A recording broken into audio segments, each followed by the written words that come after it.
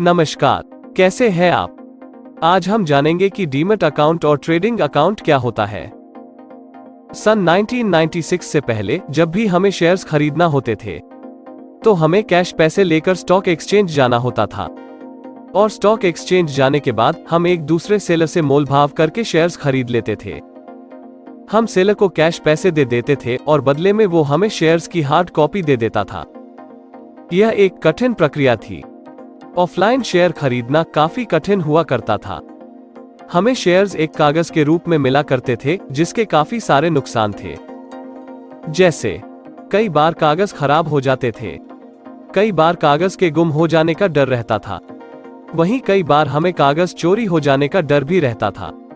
वही कैश लेकर stock exchange में शेयर्स खरीदने जाना भी एक काफी रिस्की काम हुआ करता था।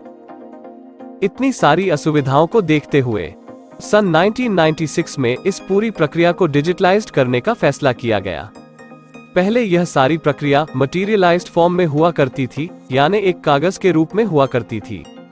जैसे हम सेलर को पेमेंट कैश में करते थे और सेलर हमें शेयर्स कागज के रूप में दे देता था।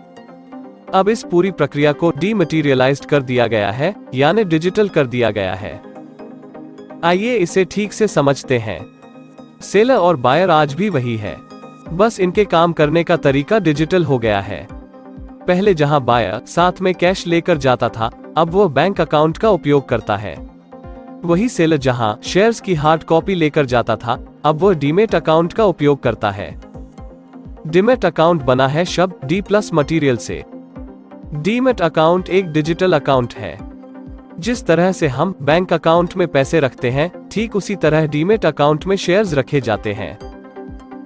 ट्रेडिंग अकाउंट क्या होता है? ट्रेडिंग अकाउंट के द्वारा हम शेयर्स को खरीद और बेच सकते हैं। वही डीमैट अकाउंट में हम केवल शेयर्स को रख सकते हैं। किसी भी प्रकार की बाई या सेल करने के लिए हमें एक ट्रेडिंग अकाउंट की जरूरत होती है। कई बार हम शेयर्स को खरीदते हैं और एक ही दिन में बेच भी देते हैं, इसे इंट्राडे ट्रेडिंग कहा जाता है। कई बार हम शेयर्स को लॉन्ग टर्म के लिए खरीदते हैं, इसे इन्वेस्टमेंट कहा जाता है। जब भी हम इंट्राडे ट्रेडिंग करते हैं तो शेयर्स हमारे डीमैट अकाउंट में एक्चुअल में होते ही नहीं हैं। हमें केवल हमारा प्रॉफिट और लॉस एडजस्ट करना होता है। यहाँ हमें केवल ट्रेडिंग अकाउंट की जरूरत होती है, जबकि लॉन्ग टर्म इन्वेस्टमेंट के लिए हमारे शेयर्स पहले हम ट्रेडिंग अकाउंट के द्वारा खरीदते हैं, फिर वो शेयर्स हमारे डीमैट अकाउंट में रखे रहते हैं। यह शेयर्स हम सालों साल अपने डीमैट अकाउंट में रख सकते हैं। इस प्रकार ट्रांजैक्शन करने के लिए हमें ट्रेडिंग अकाउंट की जरूरत होती है और शेयर्स को सुरक्षित रखने के लिए हमें एक डीमैट अकाउंट की जरूरत होती है। ये दोनों अकाउंट साथ में जुड़े रहते हैं, ये साथ में ही ओपन होते हैं और साथ में ही क्लोज होते हैं। आइए एक उदाहरण से समझते हैं। मान लीजिए मिस्टर अमित को शेयर्स खरीदना है तो उन्हें दो चीजों की जरूरत होगी। पहली एक बैंक अकाउंट की और दूसरी एक डीमैट अकाउंट की। डीमैट अकाउंट और ट्रेडिंग अकाउंट दोनों साथ में लिंक होते हैं। एक तरह से कहें तो यह एक ही अकाउंट कहलाता है जो हम किसी भी स्टॉक ब्रोकर के पास खोल सकते हैं। डीमैट अकाउंट मैनेज करती है डिपॉजिटरी कंपनी। भारत में बैंक तो कई सारे हैं पर डिपॉजिटरी कंपनी केवल दो ही हैं। पहली CDSL यानी सेंट्रल डिपॉजिटरी सर्विसेज लिमिटेड, दूसरी NSDL यानी नेशनल सिक्योरिटी डिपॉजिटरी लिमिटेड। आप किसी भी स्टॉक ब्रोकर के पास डीमैट अकाउंट ओपन करेंगे तो उस अकाउंट का डीमैट वाला पोर्शन इन्हीं दोनों में से कोई एक डिपॉजिटरी कंपनी मैनेज करेगी। वही शेयर खरीदने और बेचने के लिए हमें एक ट्रेडिंग अकाउंट की जरूरत होती है। ट्रेडिंग अकाउंट मैनेज किया जाता है स्टॉक एक्सचेंज द्वारा। भारत में दो स्टॉक एक्सचेंज खास है, पहला NSE यानी नेशनल स्टॉक एक्सचेंज और दूसरा BSE यानी बॉम्बे स्टॉक एक्सचेंज। हमारे डीमैट अकाउंट में ट्रेडिंग वाला पोर्शन स्टॉक एक्सचेंज द्वारा मैनेज किया जाता है।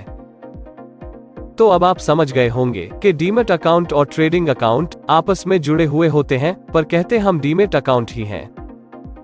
आइए इसे एक उदाहरण से समझते हैं। हम इस उदाहरण को दो सीन में समझेंगे।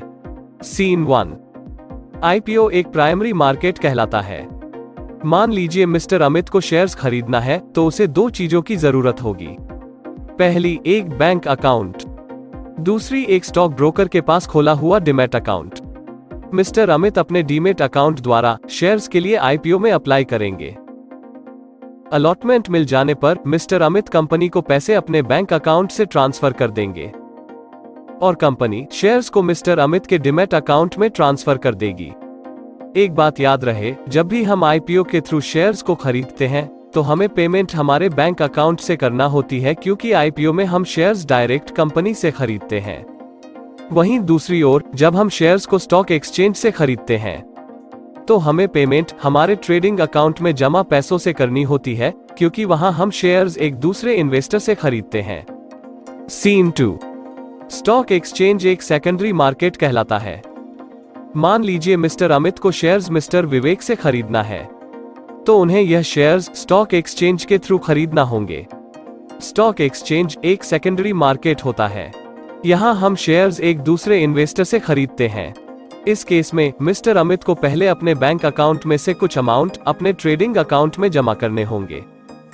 फिर शेयर्स खरीदने के लिए मिस्टर विवेक को अपने ट्रेडिंग अकाउंट से पैसे ट्रांसफर करना होंगे।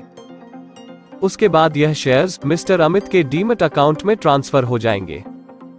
एक बात याद रहे, हमें केवल हमारे ऑर्डर को बाय या सेल करना होता है, बाकी सारे काम स्टॉक ब्रोकर द्वारा अपने आप ही कर दिए जाते हैं। जैसे अगर हमें शेयर्स खरीदना हो तो हमें केवल बाय ऑप्शन को क्लिक करना होता है। पेमेंट अपने आप ही हमारे ट्रेडिंग अकाउंट से ट्रांसफर हो जाती है। वही शेयर्स अपने आप ही हमारे डीमैट अकाउंट में आ जाते हैं। यह सब फैसिलिटी हमें हमारा स्टॉक ब्रोकर देता है। तो अब आप समझ ही गए होंगे कि शेयर्स खरीदने के लिए हमें दो चीजों की आवश्यकता होती है। पहला, एक बैंक अकाउंट की, दूसरा एक डीमैट अकाउंट की।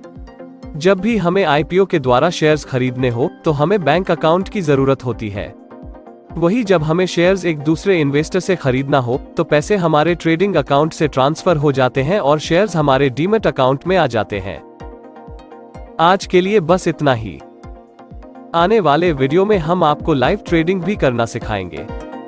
हमसे जुड़े रहिए और अगर कुछ सीखने को मिला हो तो इस वीडियो को प्लीज लाइक कीजिए। हमारे इस चैनल को प्लीज सब्सक्राइब कीजिए। आपका दिन शुभ रहे।